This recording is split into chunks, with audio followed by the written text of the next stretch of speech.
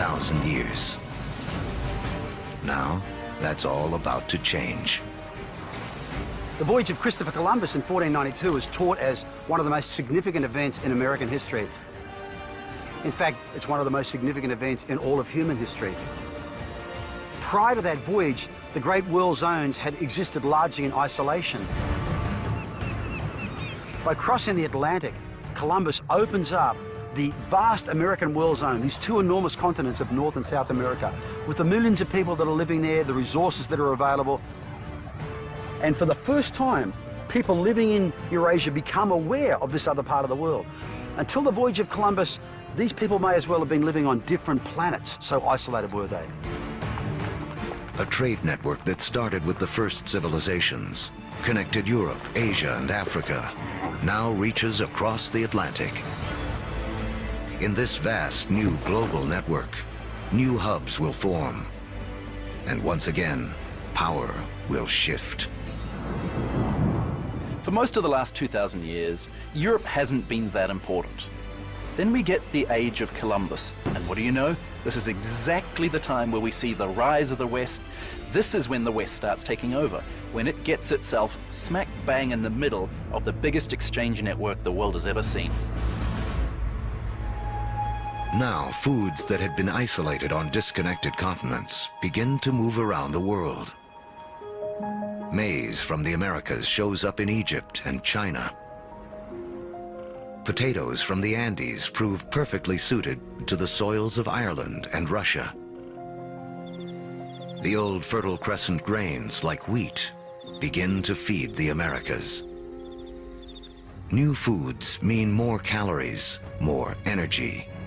Within 3 centuries of Columbus's voyage, the population of the world will more than double to 900 million.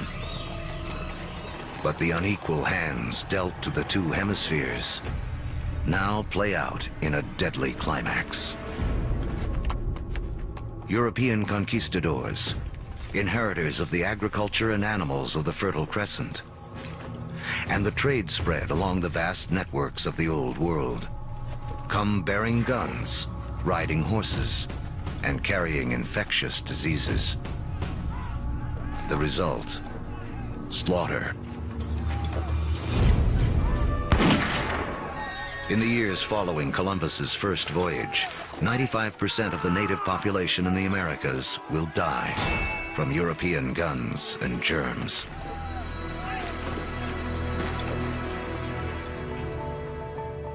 Once the hemispheres are connected, nothing can ever be the same. Take the incredible story of sugar. Chemically, it's the only source of fuel for our brains, a substance we are programmed to crave. Raw sugar comes mostly from sugar cane. Once again, a grass will play a central role in the story of mankind. First cultivated more than 6,000 years ago in Asia, Europeans discovered sugar in the Middle East during the Crusades and carried it home. Europe was hooked. But there's virtually nowhere in Europe where sugar can grow. Then we have Christopher Columbus and the discovery of the New World. And the Spanish conquistadors, yes, they initially are very interested in the gold and the silver, but really, they just want to make it rich. They don't care how they're going to make it rich. And once the gold and the silver has been looted, the next step is to open sugar plantations. The Spanish themselves don't want to work in the sugar plantations. They start looking around for a new labor force. And over on the other side of the Atlantic, there is a place where they can buy slaves. And if we look at the history of slavery, the #1 destination of slaves from Africa are sugar plantations. So the history of sugar shapes the development of history through the Middle East, through the Crusades, through the conquest of Mesoamerica, and even the history of slavery from Africa to the Americas.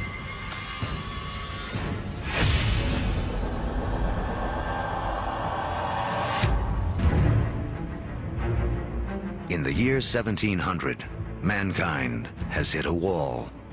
Most humans continue to live simple lives, more like our ancient ancestors than our own. When you think back To the world in 1700, most people were farmers, most people practiced small-scale subsistence agriculture, most manufacturing was done in workshops. In 1700, it takes over a year for cargo and information to circle the planet, longer than it would take us today to get to Mars.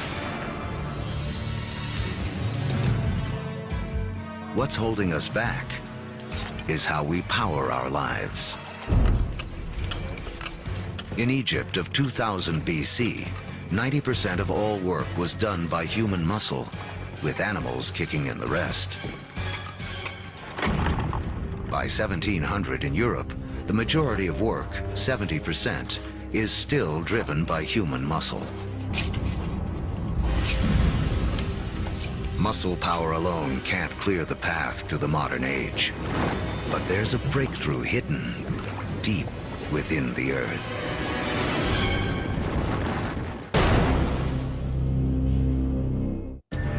As our history of the world in 2 hours races towards a close, mankind has hit a wall. Human progress is stalled by the limits of our muscle. To break through, we'll need a new way to power our lives and the entire history of the world. Remember that billions of years ago, iron from exploding stars was gathered up into planet Earth during its formation. Thousands of years ago, man started using this iron for tools and weapons. To keep our forges burning, we began cutting down our forests. Now, 300 years ago in Britain, iron is in high demand, and the trees are running out. The British need a new source of fuel, and thanks to the decayed remains of ancient ferns, they have one. Coal. But coal itself won't power mankind into the modern world. There's one more fateful twist in the story. As the quest for coal takes miners ever deeper into the ground, water begins flooding the tunnels. To pump out the water, a new invention is needed. In 1712, Thomas Newcomen produces a pump powered by burning coal and driven by steam. Newcomen's machine is the first practical steam engine. It is this combination, energy and engine, fuel and machine, that will free man from the limits of his own muscle and change the world. The Industrial Revolution begins. Along with political revolutions in America and later France, this technological revolution forever transforms the landscape of the world.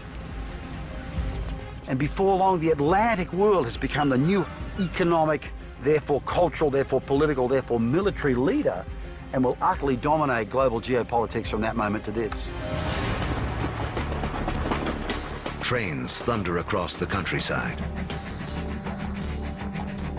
By the 1870s, the internal combustion engine has arrived, and the Germans invent its killer app, the automobile. Oil, the substance which the ancients considered too flammable to be of any use, becomes the most important commodity on the planet, fueling even more innovation. The telegraph and telephone move messages at lightning speed. With electricity, mankind reclaims the night from darkness. The hub of power has shifted. In 1800, Europeans and their descendants controlled 35% of the land on Earth. By 1900, they control 85%. By the 20th century, fossil fuels and the internal combustion engine have amplified everything, including warfare. That technology meant that military power and military conquest was something that could be international in a way that it had never been before.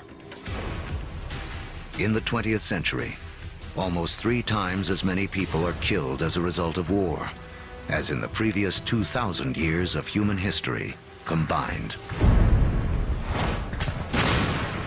The application of the industrial skills, the industrial technologies of the 18th century reached their culmination, I think, with these extraordinary events. And it's all being driven again by the micro-fossilized bodies of organic entities that disappeared into ancient swamps millions and millions of years ago. The Industrial Revolution also allows the human population to explode. It has taken 200,000 years of human history, from the dawn of man to the year 1900, for the population to reach 1.6 billion. Now, within the 100 years of the 20th century, it nearly quadruples to more than 6 billion. The 20th century is the most extraordinary moment in human history. Never before have we seen change on such a scale.